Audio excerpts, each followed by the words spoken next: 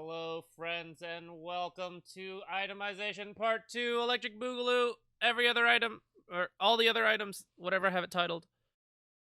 Today, we're going to talk about the rest of the items, where the other video, we covered starting items, focusing especially on getting a lot of gold efficiency out of our first 600, and how that helps us stay alive, realizing that that was our priority, was to stay alive, and then we can consider like how to actually do well. Today, we're going to think about the other items generally, focusing a bit more on considering slot efficiency, how to make use of our backpack a bit, and then considering from there kind of what items we want to buy in this game. I am going to try to avoid just going into detail of every single item because I think that would be like a 3-hour video plus. I could probably spend like an hour on like every single item going over examples. So we're going to try to keep it more general. And if you're interested in very specific itemization analysis, then maybe that can be something we do later. Let me know. But with that, let's get into covering some slot efficiency first. Slot efficiency refers to the idea that we only have 6 inventory slots where we can keep items at any given moment. I know there's the backpack, but we're going to get into that later. We have those 6 slots, and we can put whatever we want in there, but then we cannot put extra things. We cannot benefit from a 7th or 8th item, at the same time. So that brings us to this idea of gold efficiency versus slot efficiency, where you can be very gold efficient. So like say the Iron Branch, for 50 gold, you get +1 to all your attributes. This is actually one of the most gold efficient items you can possibly buy in this game. So why doesn't everyone just buy 6 of them? Well, like, is that all you want in your inventory? Just 6 Iron Branches? Like, if you compare that to the circlet, it's more expensive, and you only get 2 all stats. So if you compared it directly, 2 Iron Branches is cheaper, but has the same effect as a circlet. But this would take up 2 slots, and this takes up 1 slot. And you could go further, the Crown, the Ultimate Orb, and in fact, let us open up this Excel sheet real quick to show some math, as I love to do. You can see right here, these are the 4 main stat items. And it's obvious that you pay more per stat as you go up. But the benefit, so say down here, you could buy a crown for 4 stats and get 450 gold, or you could buy 4 Iron Branches. But again, you would now need 4 slots instead of 1. Now the Ghost Scepter is actually the most cost inefficient out of all these stat items, where it also gives 5 to all attributes, but it has an active. And actives tend to increase the cost of an item. And by tend to, I mean they always do. So for example, the Blink Dagger. It has no stats or like any kind of passive stat to it, but it still costs 2,250 gold because the Blink active is so strong. It has a very high cost associated with it. Now the other thing that might add a cost to an item is when it builds into something else. So for example, let's take the Wraith Band, where the Wraith Band itself is a dead-end item because it is built up from these smaller items, and then this recipe adds, some other extra effects. So essentially you're paying for those extra effects when they're combined, and then it doesn't build into anything else. Now if you compare that to an Elven Skin, a Band of Elven Skin, which is cheaper by a little bit, but it only gives you 6 agility. And this one gave you 6 agility, as well as 3 stats in both strength and intelligence, and then 5 attack speed. And why is that? Well, this one will build into other items. So the cost of this is kind of like loaded up front. So for example, like if you look at the power treads, where, I guess I should have used the Belt of Strength instead as an example, because it doesn't show the Elven Skin. But you take these 3 component items, 45 movement speed, 20 attack speed, and then 6 in 1 stat. You combine them, you don't even need to buy a recipe, it's just these items. And you now have the same 45 attack speed, or 45 movement speed, but you now have 10 stats instead of 6, and you have 5 more attack speed than before, and you gain the ability to switch between each stat. So because there's not a recipe attached to this to add a cost, the cost of these items is a little higher to reflect that you're going to gain additional value when you combine them into another item. And the fact that they're going to become slot efficient. So like all these 3 items individually, if you didn't let them combine, that's 3 slots. But now they're all in 1 slot, they're even better. And so it becomes very efficient in terms of slot efficiency, and so that's why the gold cost for these items is a little higher than, say, something like the Wraith Band or the Bracer, which is very gold efficient, but not slot efficient.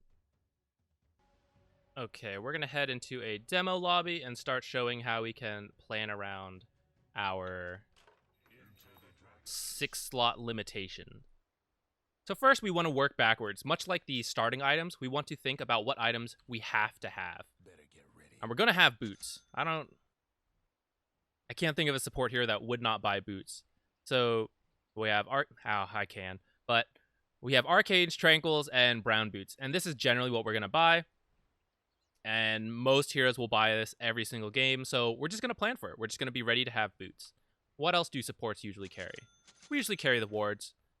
Now, technically, you could keep them in your backpack and just swap them in when you need them, but I find that I use them frequently enough where I think it's worth just keeping them in my inventory when I have them on me. So I kind of just plan to have them take up an inventory slot. Now, if there's an invis hero in the game, you have to have dust. I don't care what you say. You just have to have a slot dedicated to dust. Now, eventually, you might buy a gem, in which case you can replace the dust with the gem. And then I might still keep some in my backpack in case, say, you die. And now you can just put it back in your slot. But essentially, you have one slot dedicated to an item that will detect invis heroes. Now, if you're really slot starved for some reason, you could technically use sentries for your detect invisible heroes slot, but there is a limitation because these do have a stock, so you could run out of sentries if you're just spamming them in a fight when dust would have worked, and dust has no limit. So even though this purpose kind of overlaps, I think it's good to have, and in fact, there's even a benefit to having 2 ways to detect an invis hero in case you use dust and they purge it off, and then you can place a sentry ward as well. And that can be very good. Or the other way, where you place a sentry, you see them run out, and then you use your dust. So we have these 3 items. Magic Stick or a wand is also very common to purchase for supports, because like we talked about in the last video, it's just a very gold efficient item, especially as the game goes on. The longer you get to use it, there's a lot of value here, so we can just dedicate a slot to it. Why not? I would feel comfortable recommending most of you to buy this item every game, either a magic stick or a magic wand, just not with your starting gold, but like shortly after, and then you can probably hold it for most of the game even. Now you'll notice we have 2 slots left. This is where we start thinking about what is our late game item going to be. And for supports, our late game item is like, this 2,000 gold item. This is our late game. And the thing is, it's pretty important to get this right, because let's say I bought Tranquils. This is pretty cheap. This isn't bad. The components are all fairly cheap, and it's easy to get up to here even while buying sentries, dust, like that sort of thing. And you can complete many of your games with just these items.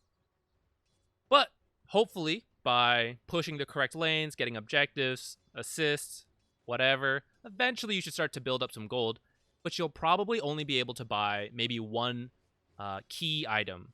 So, for example, a Force Staff, or a Yule's, or a Glimmer Cape.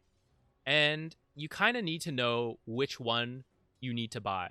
Because, for example, what if I buy a Yule Scepter out of habit, and then I realize, oh no, what I really needed this game was a Force Staff? There's a good chance you will never get enough gold to get a second item as a hard support in many Dota games.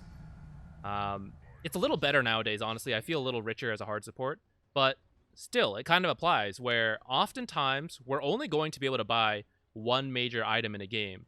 So we need to correctly identify which item that's going to be, so we don't waste our money on something else. Because now if I wanted to buy a Force Staff and have it within a reasonable time, I might need to even sell this, which would be really bad and a very big waste of gold. So I wouldn't really sell it. I would probably just lose the game not having sold it. But trying to make it work till I can finally buy my Force Staff. So anyways, let's get rid of these. So knowing, let's say the Force Staff is what I need. There's a clockwork in the game. I know, okay, I'll need to buy a Force Staff. Well, if I start working towards a Force Staff, let's not do that. If I start working towards a Force Staff, okay, I can have this Ring of Regen in here. But you know what? This isn't very useful to me because I have these Tranquil Boots. So I don't really need this in my inventory. I'd be okay if it just sat in my backpack. And you know what? A Staff of Wizardry, it's like, okay, it could sit in my inventory, but it doesn't do that much for me. Like, my mana pool's a little better, sure. I do, like, marginally more mana regen, but, like, it's not that useful to have, funny enough. So the components of a 4-staff are not nearly as good as the final item. So I wouldn't really mind if, as I was working towards this 4-staff, both of these sat in my backpack, or at least one of them sat in my backpack. Which means I can fill at least one of these slots with something. So for example, I might have a Ring of Basilius. And you know what? We'll put the Staff of Wizardry in there. And even though one of the components is sitting in my backpack, it's okay, because like I said, I value this Ring of Basilius more. Now, I'm not going to buy two. Like, say I'm not going to consider getting a Ring of Basilius and a Bracer, because you know what? When I get my 4-staff, what am I going to do? I'm going to have to get rid of one of these. And even though I said I'm kind of okay when both of these are sitting in my backpack, like, really, I should probably at least put the Staff of Wizardry in. Or, you know what, maybe I went Arcane Boots, and so I need some regen, so maybe I would have this in there. But generally having one of your components in your inventory and not just, like, wasting gold, you know, in your backpack. I know it's technically not a waste, but it's not doing anything for you while it's in here. So we want to minimize a bit how much is sitting in our backpack. Something to note here, though, is that sometimes this is okay. So, for example, we finish the 4-staff, and we have this Bracer that's just sitting in our backpack. Well, you know what? Sometimes you'll go for a kill, we'll use our dust, and now we have an empty slot. And now it can be okay to just swap in the Bracer, and now it can be effective until, you know, eventually we do need to buy more dust. It gets to us, we put it here. And you know what? Sometimes we'll use up all our wards, and it might be okay to swap in the Bracer for this slot instead. So that can be another consideration of when it's okay to buy some extra early items, and you'll know you'll be able to swap it in a little longer, get a bit more value out of it. But then another consideration would be, let's say we don't have this 4-staff yet, we're thinking about it, and we know, okay, I need a 4-staff this game. I would like to be slot efficient and buy the Bassi and buy the Bracer, but actually, how urgent is it that I need a 4-staff? Is it, like, casually I would like a 4-staff? Like, oh, it'd be useful to get away from Lich Ult. Like, that may not be so urgent. But what about a Clockwork, who, if he hooks onto you and then cogs, you're dead? The sooner you get this 4-staff, the better. You can save yourself, you can save your allies, and buying this Bracer and this Ring of Basilius, this is half the cost of 4-staff. Where, you know, it's a little less than half the cost, I guess. Where it would have actually been better to, instead of buying these items, we just rush the 4-staff. And it was a little slot inefficient, you know. I mean, technically, we got these two items, and like we said, we don't really care if this one's in our inventory because we don't really need its effects. But, you know, at least we're not being super slot inefficient. And even if we were being a bit slot inefficient, we needed to rush the 4-staff. And sometimes that's more important than trying to maximize the amount of, you know, gold per stats or, like, slot efficiency. And then once we finish this Bassi, or this 4-staff, you might ask yourself, like, is it really worth buying a Ring of Basilius at this point? Because it might be, like, 25 minutes into the game. Like, do I really buy this Ring of Basilius at this point? Probably not. You would probably just start thinking about your next item, which might be a Yule Scepter. And if you knew that, then, when you're at this stage and you're deciding, okay, you know what, I need to rush this 4-staff, but why don't I take the time to buy this 250 Windlace? Because I know that after this 4-staff, I probably want to buy a Yule Scepter, and so I can be a little bit slot efficient on my way to this 4-staff. And let's say I buy this. Let's say I even want to use the regen from this. I just put the Windlace in my backpack for a bit. Then when I finally finish this 4-staff, I get to put the Windlace back in and be ready for, like, building towards this Yule Scepter. And again, if I was being slot efficient and put that in there, you know what? We used up our dust. Okay, that's fine. We'll put that in here for now. So this can all affect what we are trying to do. And you know what? When we don't have to buy dust, there's no invis heroes, we can afford to buy a couple more early game items, like a Bracer, a Bassi, an extra windlace that maybe we're not even going to build a Yule's, but we would just like to have the extra move speed for a bit. These kind of small items, we want to be able to hold them for a long time to make sure they become efficient. And we want to be slot efficient, so we use it on these gold efficient items that, carries don't necessarily have that option as much because they're quickly going to reach the need for less gold efficient items that are slot efficient because they can just farm faster than us in general. But we're not going to get a lot of gold, so we have to be very careful with what we buy because buying these items and then selling them to get our core items just isn't good for us because we just can't afford that loss of half the net worth of the item. I'm stumbling all over the place here. My last comment on gold efficient early game items that maybe we're hesitant to buy because oh, maybe I'll need to sell this later and then buy, my 4-staff. It is similar to the starting items where we first have to guarantee that, we're going to survive and we're going to be able to do things. So if you keep dying in fights to, say, magic damage, maybe you will need to buy a bracer or 2, even though you know that you're trying to get a 4-staff quickly, but that spending the money on the bracer to survive fights, it does slow you down to your 4-staff, technically, but overall, surviving the fight has a greater impact for your team and might even get you more gold to get to that 4-staff sooner. You need to be able to do your job and survive in the beginning, and so sometimes that does require early game items, even though it is a little tough on our slots. So that's something to consider as well. Now we're going to move on to the Sentry Ward. I already talked about it a lot in the last video, but I'm going to say a couple more things on it here. Because this is one of the reasons people hate supporting, is buying and placing wards. Wards are free now, so really the complaint is about, oh, I have to buy Sentry Wards. It's like, oh, I hate spending my gold on this. It feels like such a waste, blah, blah, blah. And I get it. I really do. But at the same time, it's like an essential item. In a game versus Clockwork where you have to buy a 4-staff, have you ever heard anyone complain I had to buy 4-staff and spend 2,000 gold on it, and I just wanted to buy wards instead. I hate that I have to buy a 4-staff.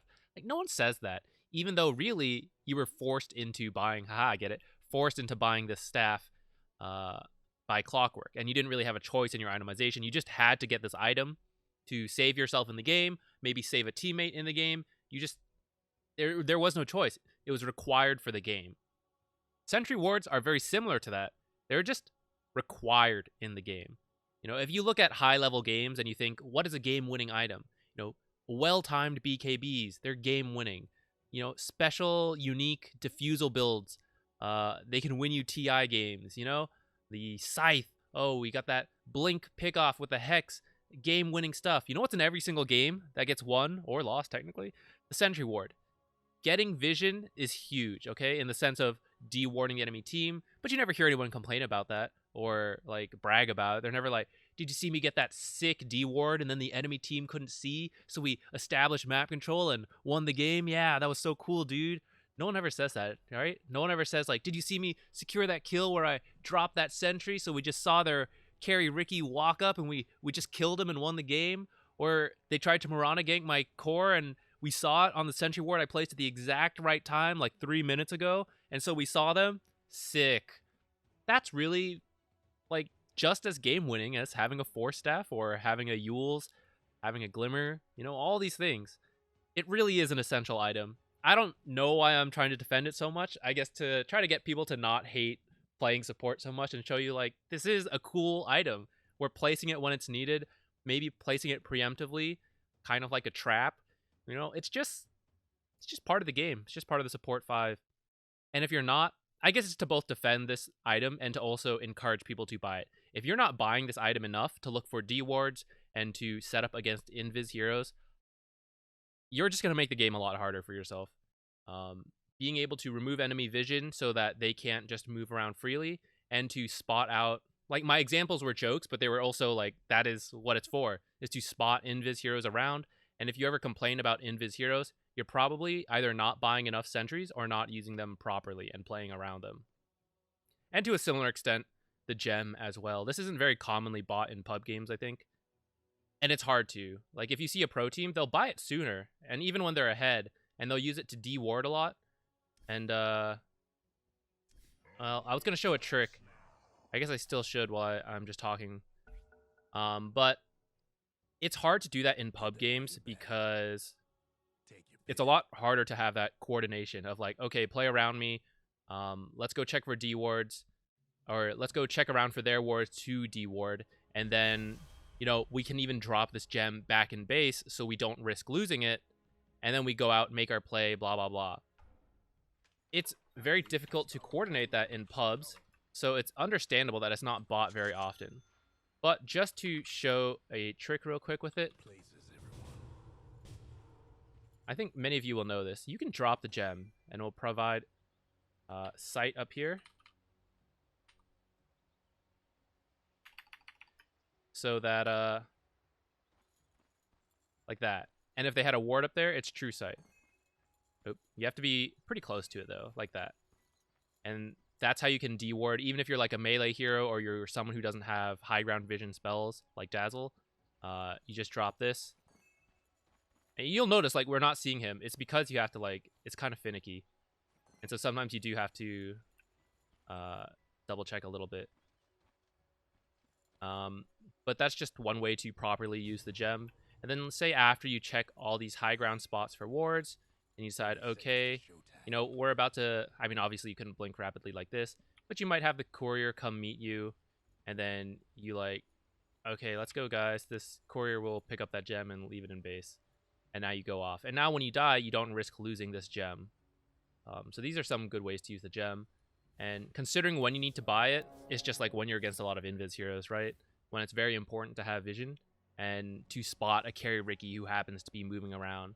And sometimes you can use sentries, but again, there's like a certain point where it's more cost effective to use this, right? Especially if you're ahead. It's just a bit more secure. And you can put it on someone who will survive.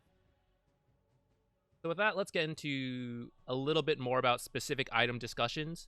And then we won't go too in depth, but we will. I don't know. Let's see how it goes. So there's one mandatory item that you must ask yourself every single game in the draft phase, probably. You have to ask yourself, does our team need this item? What do you think it is? Oh, here we go. It's the Spirit Vessel, Soul Vessel. I call it Soul Vessel a lot. I'm not sure why. Probably, oh, it's probably because of Hollow Knight. But anyways, it's the Spirit Vessel, and it's really good against certain heroes. It's so good that it's practically required. Who are those heroes? Take a guess. Haha, it's time. Alchemist, Huskar. Let's see, who else? Morphling, Necrophos, Io. Those heroes, the ones I just listed, are almost mandatory to buy a Spirit Vessel. Timbersaw is close to that, but you can get away with it. And, like, technically you don't need it, but you're just going to make the game so hard for yourself if no one on your team has it. And there are plenty of other heroes where it's also good. So anytime there is someone who has a ton of health because this item has a, a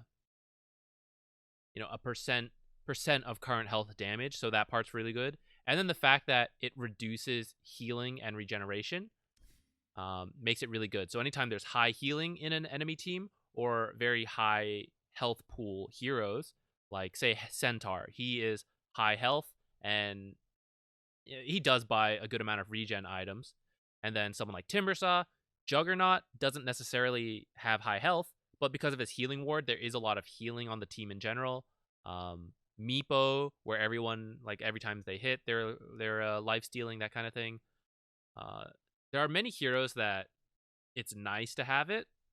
It's not strictly required. It would definitely help. But the ones I mentioned first, the Alchemist, the Huskar, the Morphling, I would say those three in particular, you like, look, someone's got to get it, okay? And you have to ask yourself at the start of the game, you'd be like, do I need a Spirit Vessel this game? Yes. Well, first you have to ask, like, does my team need a Spirit Vessel this game? Okay? The answer is yes. So then you have to, like, I need you to confirm that someone is going to buy it. You can't just assume your teammates will know they need to buy it. You need to throw it out there. Because maybe they haven't thought of it, and they'll be like, oh yeah, he's totally right. I should get a Spirit Vessel. And other times, they're just not going to. So you have to be like, hey, mid lane buddy, Ember Spirit, you're a pretty good spirit vessel builder. You want to rush that item so that we can fight? And he'll be like, no, I don't really want it. And then you just sort of like, what are you even buying then? This is like key item. I'm just kidding, guys. We're not going to flame our mid laners, but you're going to kindly and calmly present your argument of like, well, I think it would be really good against the enemy Huskar and their off lane Bristleback and their safe lane Scepter. I think that this item would bring us a lot of value to the team. So I hope you can consider it, as it is a very common first item build on Ember Spirit. And if he still doesn't want to do it, then you have to move on to your next guy. Like, who else can build it? Hey, Earthshaker. Earthshaker can't build it. So it's like Centaur. He doesn't really build it either. Your carry, they're not going to build it. And so if no one is going to build it on your team, you have to build it. And it doesn't feel the best. Like, for yourself, it's an okay item. Like, fortunately, the buildup is really good, actually. Urn is really cheap, and you can start building charges. And the buildup of Urn itself is also very good. Now, the buildup to this is not so great. But the Urn, that part's good. So the problem is that you have to rush it, because if you get it too late and the enemy team already has like BKBs and Mantas and ways to purge off the active, then the item is not that great. So you really have to rush this item. And even if they do have those items, you still need to get it soon, because fortunately it now has a passive, so that even if you don't have the charge to use on someone, that passively, oh, you can't even see it, sorry. Passively, it still reduces a lot of regeneration. So you need to try to get it pretty quickly, and the problem is, as a 5 support, we're just not going to farm a lot, and that's why you really want to encourage your teammates to get it instead of you.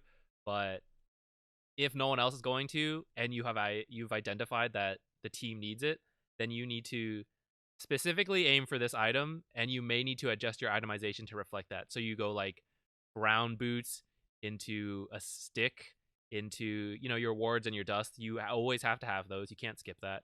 And then into like an urn, and then you save all your money towards a spirit vessel.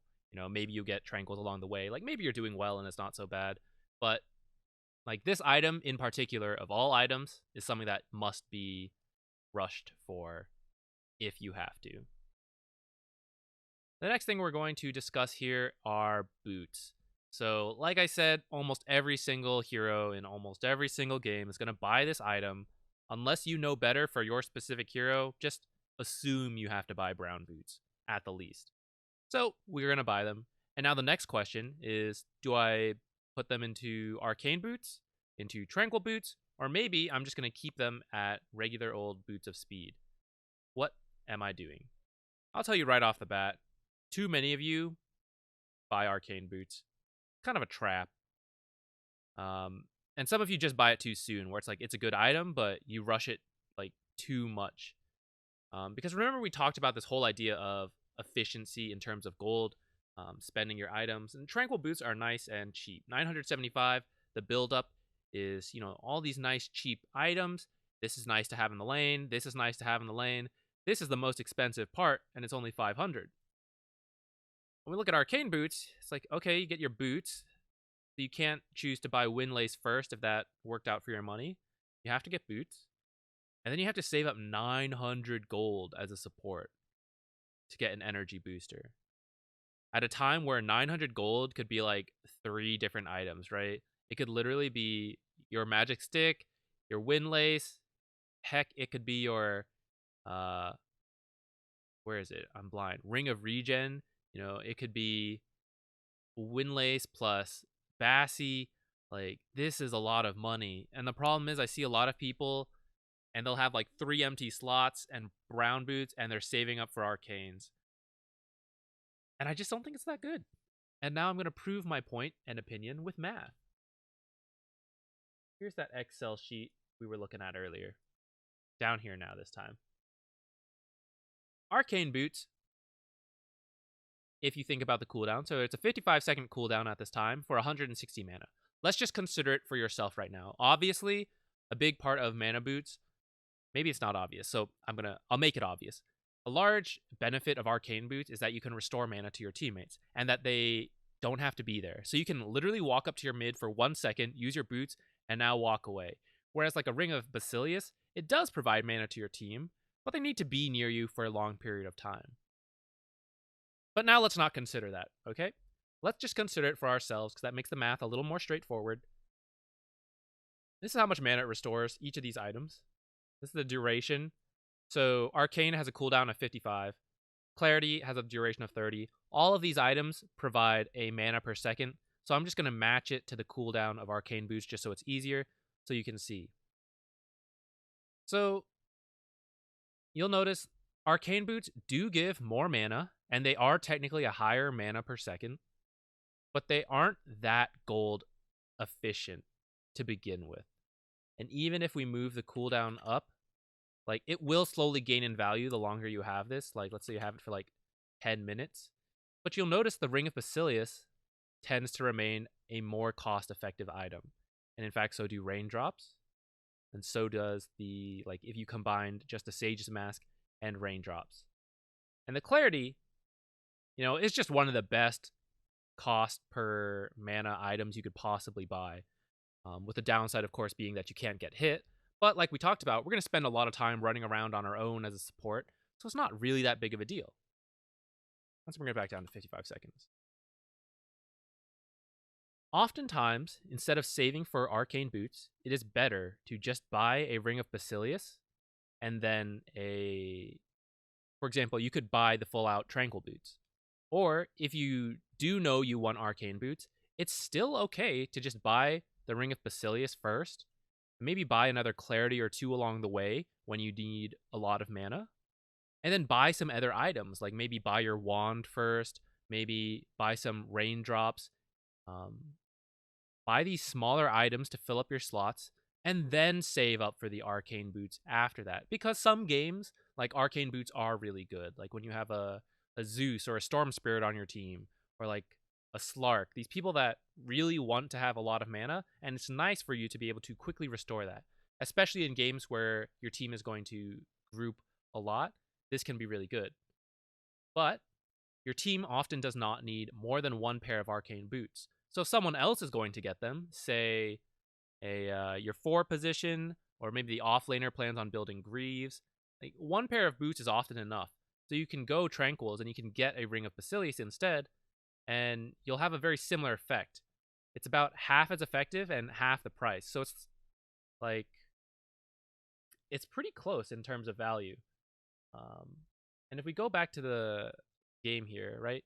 So Arcane Boots are 1400, which Tranquil Boots, okay, look at the value of Tranquil Boots. When you combine the components, you have your boots, your 45 movement speed, your 20 movement speed, so that's 65 together, and then this Ring of Regen, which gives you 1.75. For some reason, when you combine these 3 items together, you get 75 movement speed, so you get 10 more, and then you have 14 HP regen. Do you understand how insane that is? Like, the jump in value there. Now, I know that it adds this weird cooldown of like, oh, it's broken, so you're not getting your regen, and your movement speed is actually a little worse than the original 2 components. But when it is together, the jump between 1.75 to 14 is insane. It is like buying 2 rings of health, or like 3 Ring of Tarask, and you literally cannot buy enough Ring of Regens to get to 14 because of your 6 inventory limitation. So if you were to buy 2 of these, that is like 1,600 gold that you're getting from combining these 3 items into a Tranquil Boot.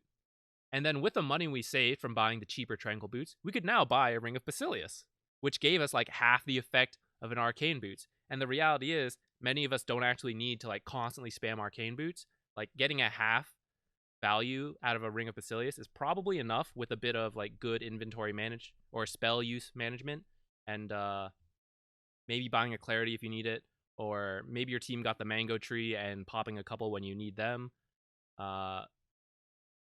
But going the other way, like, you buy the Arcane Boots for 1,400, and all you get is mana. So you get the 45 movement speed and 250 mana. Those stay the same, 45 movement speed and 250 mana, and you just get this, like, admittedly really good active of restoring mana to you and your teammates. But then what if you needed health regen, and you want it to be at a similar value to Tranquil Boots. Let's say half, because in the other case, we got Tranquil Boots and we got a half value at the Ring of Basilius. You need to spend to get like 7 HP regen. What did we just say? Okay, you would need like a Ring of Health. You need to spend an extra 800 gold to get this. Or maybe the Ring of Tarask, like 2 of them, one of these and one of these. Like it doesn't compare in terms of like a single slot to get half as much mana regen as an Arcane Boots by just buying a Basilius. It just doesn't work. And then the fact that clarities are consumable, so you can just keep them in your backpack, swap them in when you need them, use it, and then swap it out for your items again. Like, what consumable for health can do that? Tangos? You're only going to get a little bit of health. It's not that great. A salve, you're going to use it once. That's a lot of money to invest. This was 50 gold. It just does not compare well. This is why you see so many supports buy Tranquil Boots, because it's easier to buy mana regen rather than health regen. And I think that is all I have to say about that. Oh, and then in terms of only keeping brown boots, that's like when you need to rush something or when you don't need like either. Like usually it's because you do want Arcane Boots, but you have recognized like you shouldn't rush them, so you're getting other things first, and then you get the Arcane Boots later. It's pretty uncommon to just stay at brown boots. It usually means you need another item much more urgently than either of these two. So for example, a Force Staff, maybe, or I suppose you could get a medallion very quickly if your team needed it, or the urn like we just talked about. Now you will get Arcane Boots if you're going to get Greaves, but that's the other thing. A lot of 5 support should not actually buy Greaves because of how slow it takes us, how long it takes us to finally buy a pair of Guardian Greaves. The item is better the sooner you get it. And so, since we don't farm a lot, by the time we finally get it, it's just not as good as if someone else had bought it. And usually it's better to buy like, Force Staff, Glimmer, that kind of thing, instead of Guardian Greaves, even if no one else on your team was even going to buy Guardian Greaves. So yeah, usually buy Tranquil Boots is my recommendation. The end. Now sometimes you can get Arcane Boots, but really think about the value, and I hope that I pointed that out. Like, it's generally better to be full health and then buy consumables for mana regen than trying to do it the other way. Determining your major purchase item is going to come down to 3 considerations. 1, what is a common item my hero builds? So, like, what are my actual options? Say, is it Glimmer, Force Staff, Yules, but not really likely that I build a Vlad's or, say, a Medallion. Understanding that will help you figure out, these are my options. Now, from those options, you're going to ask yourself, okay, what does my team actually need this game? Do we actually need a Force Staff this game? Maybe not. So, okay, maybe I'll just buy the Glimmer. Understanding that will help you narrow down from your options, what am I going to consider this game? And then the third consideration is one that many people forget to think about. It is, what can my team build in relation to what our team needs? And how does that affect me? So for example, some people might decide, oh, our team needs a Glimmer Cape and a Force Staff. I can build either of those. I'll go with the Force Staff. But they don't think about the team aspect, where someone else on the team could have built a Force Staff, but no one else on the team can build a Glimmer Cape except you. And in that case, you should have built the Glimmer Cape. So an example of this would be, say your team needs the Glimmer Cape, the Force Staff, and the Spirit Vessel. And you can technically build all 3 of those. But say your core Ember Spirit, like we talked about, much better purchaser of the Spirit Vessel, so we'll let him take care of that one. And then when we choose between this Glimmer and this Force Staff, we have a Drow Ranger on our team. And she's building a Hurricane Pike first item, which has the Force Staff. So you know what? She can get that. But she's definitely not going to buy a Glimmer Cape. Neither is this Ember Spirit. And our 4 position, he's getting like a Blink, for example. And our offlaner also does not buy Glimmer Cape. So it comes down to us. That was actually our decision made. We didn't have to think that hard about it once we realized that, no one else is going to buy it, and that everything else that was needed is going to be purchased by other people. So now we get the Glimmer Cape. Many people forget to think of that step, and they'll choose to buy a Force Staff, and then their team will have like 2 Force Staffs, but no Glimmer Cape. And then, Necro just keeps ulting people and they just die because no one has a Glimmer Cape to save them. So that's part of our consideration, those 3 steps. What can I buy? What does the team need this game? What will my team actually buy? I will try not to run through every single item here to give a brief description. Let me know. I'm going to bait out comments, right? Leave a comment. Let me know if you guys want a specific breakdown. But I don't know if it's strictly necessary. I think a lot of people do have a decent idea of different items. So I don't want to just go through that here and make this like a 5-hour video. But if you guys do want that, please let me know. But I will say, Hand of Midas, many of you position 5s, you like to get this.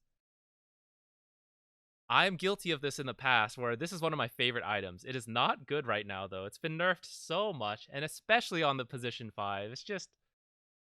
oh, it's so bad, guys. I talked about how just that 500 gold difference between, like, this Arcane and Tranquils was a big deal.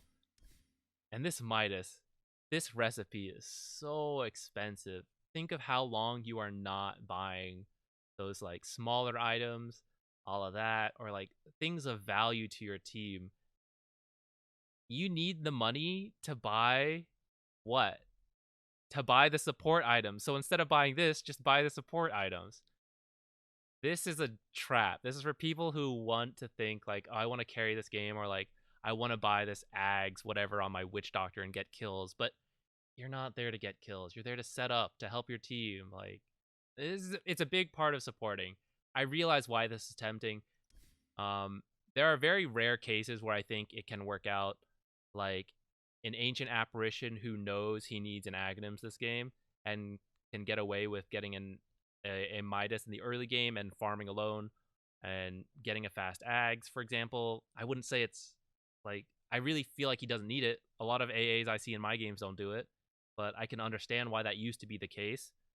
Ogre Magi, I think it's kind of funny when he gets it, so, you know, whatever. But it really is kind of bad, guys. It's not how you should play this hero, of just rushing this item. So, I can't make a case for it. At this time, it's just way too expensive of an item. It's just no good. Similarly, Aghanims, also not very good on most position 5s. Who would it be good on? It's pretty good on Disruptor.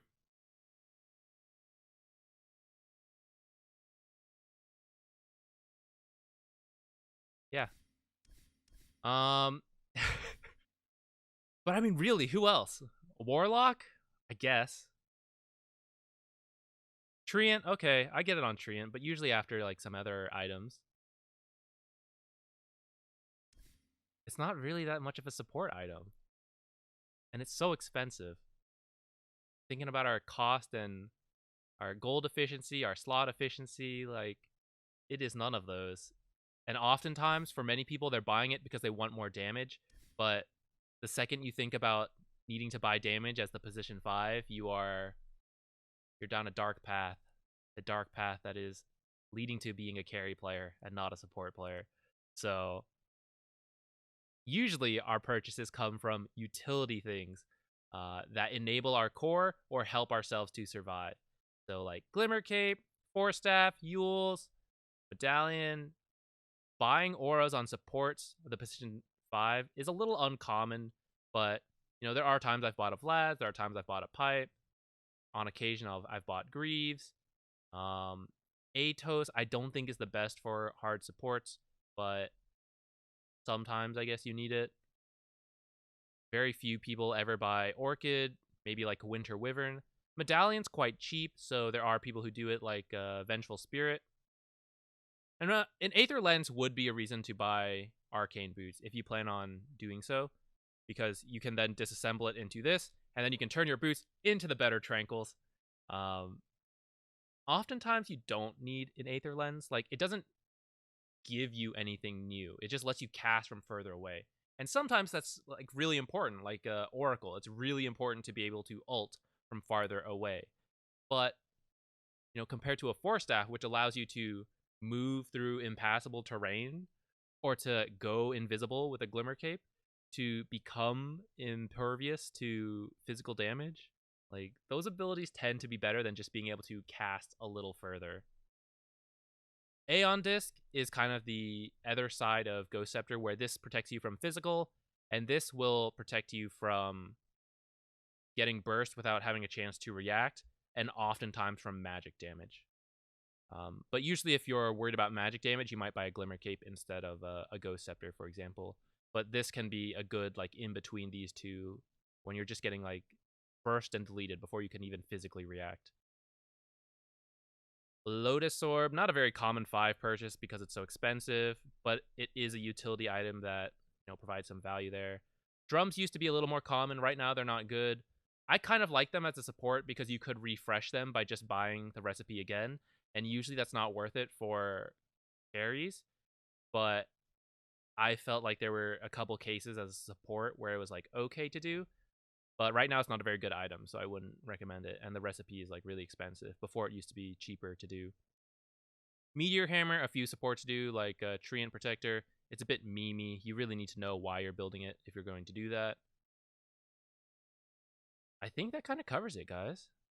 Late game, you can get a Scythe on a lot of supports. That's pretty good. Maybe a Halberd. Then you could start thinking about Aghanims if you really want to. If it's, like, actually good on your hero. Veil, I wouldn't buy it for yourself, but if your cores are, like, you have a Leshrac mid and you have, like, a 4-position Zeus, like, Zeus needs to rush in Aghanims. Leshrac doesn't want to build a Veil, but he would greatly benefit from it. In those cases, possibly you could buy a Veil, depending what kind of support you were playing.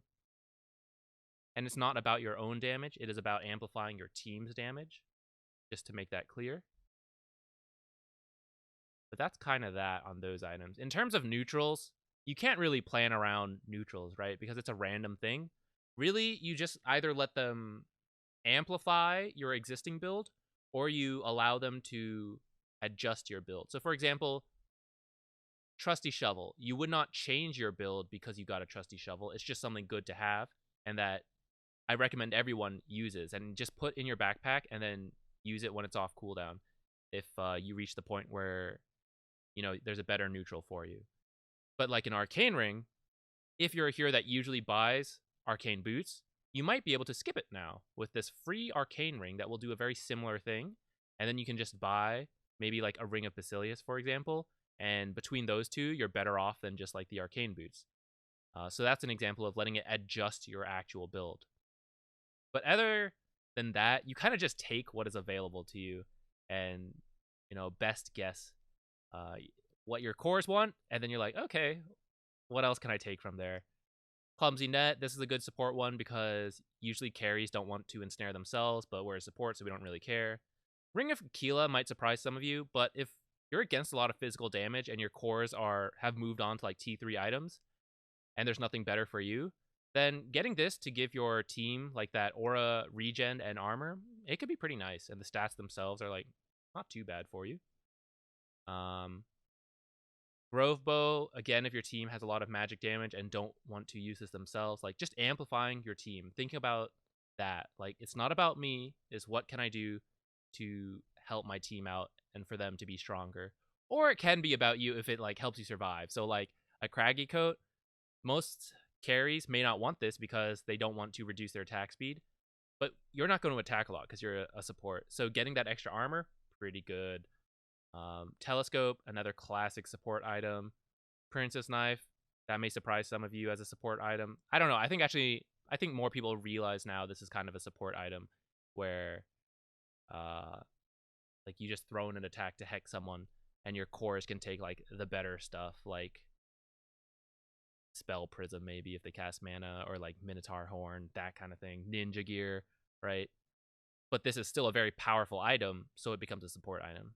And then, God, I've been in like 4 games that have tier 5, so we don't even need to think about it. You just wing it when you get to tier 5. Try them all out in a lobby so you know how they work. But then, just like if you get to that point in the game, you're just gonna have to like wing it and just think about it. We're not even gonna worry about it right now. I think that might do it for this video. Again, let me know if you do want me to sit here and tell you like, okay, Force Staff. I think about Force Staff when I see a Tusk, when I see Clockwork, when I see Earthshaker, when I see Lich, or I think Glimmer when I see Necro, that kind of thing, like a more in-depth breakdown. But I won't do it. I've already said why I won't do it. So we're just going to end the video here. I hope that was helpful in terms of determining your itemization. and realizing that you really need to make this choice correctly because you don't really get to fix it later because you're just not going to get enough gold. And think about it ahead of time. Like I mentioned, those 3 considerations. Think about it before you go into the game. Think about like all the possible items you might build as Shadow Demon, like you're trying to be a Shadow Demon player. Think about what you might build. And that way, when you're in the game, you're just thinking about the second 2 parts. You're thinking about, okay, this is what my team needs, and this is what my team will build. I already know what I can build, and so now it's just faster to apply. Try to get a lot of this done before the game, so you don't have to like think too much. Like, is this a good item for me? I don't know. Like, have a general path already planned out, and then just learn to identify it in the game that, oh, I should go on build path A this time, or like, this is a build path C game, something like that. So yeah, thanks for watching.